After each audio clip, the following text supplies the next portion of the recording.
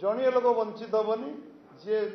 1000 टंका चिटफंड रखू 500 टंका रखू 5 लाख रखू समस्ते सबू टंका पाइबे चिटफंड टंका जो दिन आम सरकार आसी चिटफंड से 24 घंटा न पड़ू चिटफंड विषय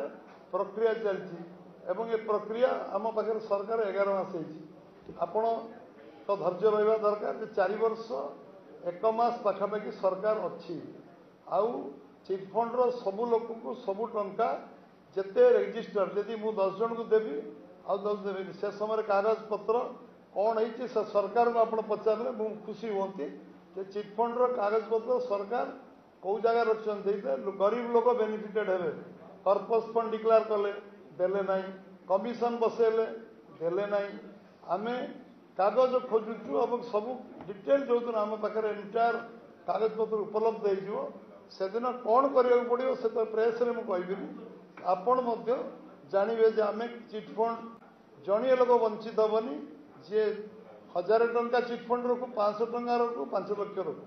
समस्ते सबू टंका पाइबे चिटफंड टंका ए विषय आम आम आम संकल्प पत्र लिखिचु एवं बारंबार मु सभारे कही